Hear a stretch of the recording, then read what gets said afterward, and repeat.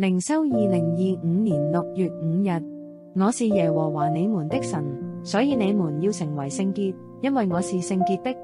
利未記11章44節。當今信徒要過聖潔的生活，關鍵在於從屬神的身份開始。聖潔不是指一個人完全無瑕，而是指被神分別出來，歸屬他，活出與世俗不同的生命。信徒因着信靠耶穌基督，已在神面前被稱為聖潔。哥林多前書1章2節。接下來要在生活中持續追求活出這個聖潔的身份。首先，信徒需要讓心意不斷更新，透過讀經、禱告、敬拜，使心靈敏銳於神的旨意，知道如何做討神喜悅的事。羅馬書12章2節。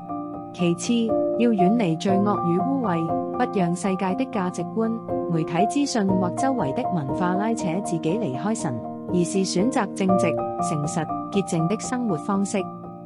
此外，聖潔生活也不是靠自己努力達成的，而是要依靠聖靈的能力。聖靈會提醒我們，幫助我們勝過試探，結出仁愛、喜樂、和平等聖靈的果子。加拉太書5章22至23節。最後，活出愛心與憐憫也是聖潔的一部分。真正的聖潔不是遠離人群，而是在世界中活出基督的樣式，成為光和鹽，榮耀神的名。我們來禱告。親愛的天父，我感謝你揀選我，救贖我，使我成為屬你的兒女。你呼召我過一個聖潔的生活，與世界分別出來，單單屬於你。主啊，我承認我常常軟弱跌倒，心裏想要討你喜悅，卻常被私欲和試探牽引。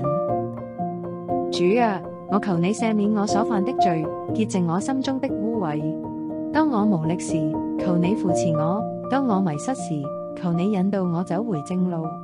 賜我一顆渴慕聖潔的心，使我願意放下俗世的吸引，專心跟隨你的話語與旨意。聖靈啊，請充滿我，引導我每一天的思想與行為，幫助我選擇光明與真理，不讓罪掌管我。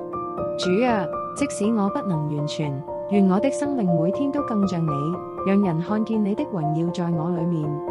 我把自己交在你手中，願你的恩典夠我用。奉主耶穌基督的聖名禱告，阿們。